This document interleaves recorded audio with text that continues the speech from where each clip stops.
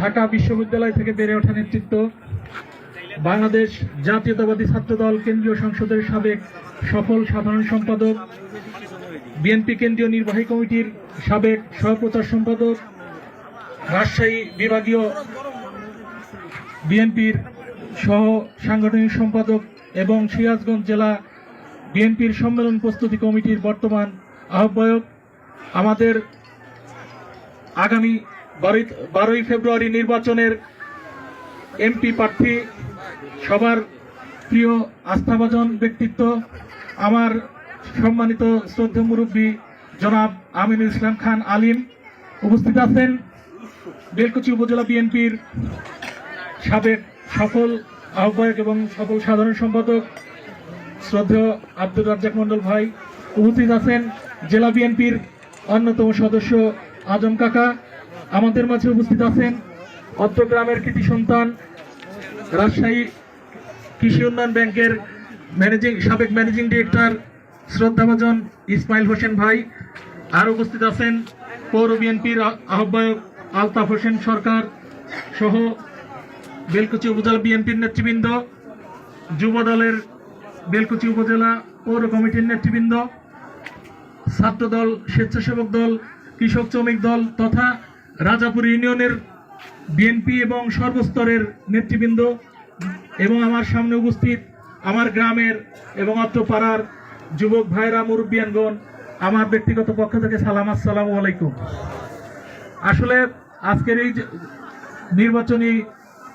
পথসভা বলেন বা উঠান বৈঠক বলেন, এখানে সিনিয়র নেতৃবৃন্দ অনেকেই বক্তব্য দিয়েছেন, তারপরে আমার বক্তব্য দেওয়াটা বেমানান।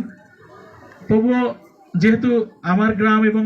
আমার মহল্লা, আপনারা আমার মুরব্বী, আর সামনে আমাদের যারা যুবকবৃন্দ আছেন সবাই আমার ছোট ভাই বা কেউ সমাজের পাড়ার আত্মীয় স্বজন, এর জন্য আমি মূলত দুটি কথা বলবো। আসলে আমি এই দলের সাথে যারা দীর্ঘদিন হলো আছেন, দীর্ঘ দুঃসময় যারা পার করেছেন, তাদের সাথে সম্পর্ক এক ধরনের সম্পর্ক, আর আমার সাথে সম্পর্ক এই বিএনপির যিনি দীর্ঘ দুঃসময় হাল ধরেছিলেন, যিনি আপসীন হিসাবে এই বাংলা না দক্ষিণ এশিয়া না সমস্ত পৃথিবীতে পরিচিত ছিলেন, যিনি বিএনপিকে সকল সুখে দুঃখে তথা এই বাংলাদেশকে জাতীয়তাবাদী আদর্শ ধরে রেখেছিলেন, সেই বিএনপির চেয়ারপারসন মরহুমা দেশনেত্রী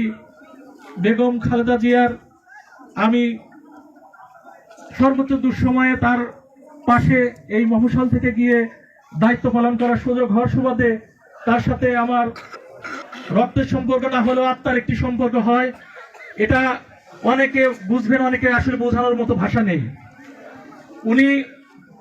আমাকে নিজের সন্তানের মতো স্নেহ করতেন। এখানে আপনারা সবাই অবগত না হলেও আমাদের যে প্রার্থী, ধানের শীষের আগামী দিনের প্রার্থী, শ্রদ্ধাভাজন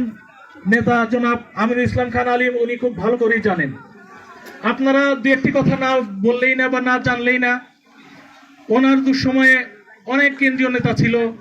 অনেক সিনিয়র নেতা ছিল, কেউ হয়তো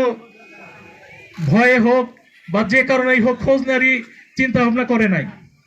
আলিম চাচার সাথে আমার সম্পর্কটা আগে এতটা বেশি ক্লোজ ছিল না। ম্যাডাম যখন জেলখানায়, ওই দুঃসময়ে ম্যাডামের কখন কি লাগবে, কখন কোন জিনিসটা দরকার, তার কি অবস্থা,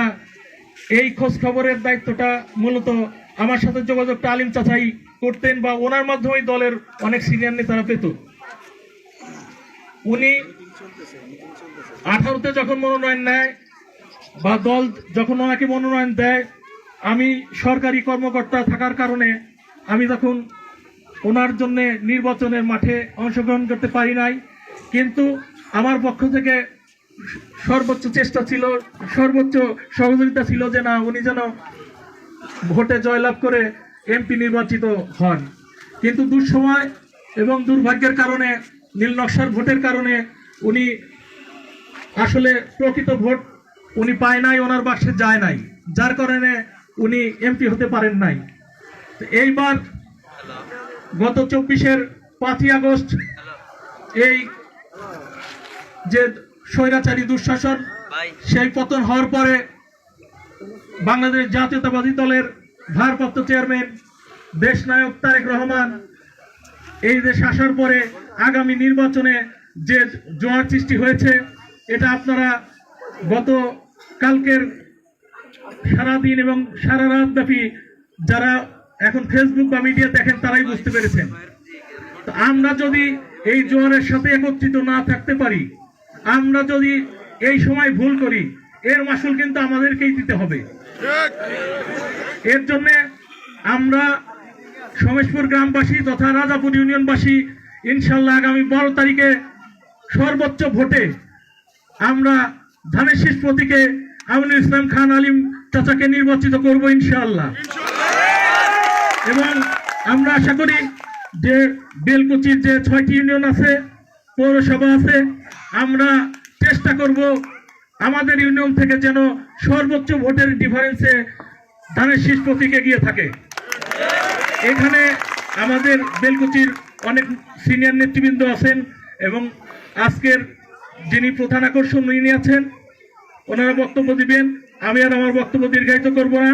আমি আপনাদের পাড়ার সন্তান, গ্রামের সন্তান হিসাবে সবার কাছে আকুল আবেদন করব, আপনারা যে কোনো বিষয়, যে কোনো সহযোগিতা, যে কোনো প্রয়োজন হলে আপনাদের পাশে আমি আছি, আমার ছোট ভাই আজাদ আছে, আরো ছোট ভাইরা আছে, আর আমাদের বেলকুচি উপজেলা বিএনপির সাবেক সদস্য সচিব বড় ভাই বনিয়ামিন ভাই আছে, আমাদের গ্রামের মুরব্বী সাবেক ছাত্রনেতা জিয়া চাচা সহ, হিটল চাচা সহ আরো অনেকেই আছে। সবাই আপনাদের পাশে থাকবে এবং আমাদের আগামী দিনের যে এমপি আমিনুল ইসলাম খান আলিম চাচা আপনাদের পাশে থাকবে ইনশাল্লাহ।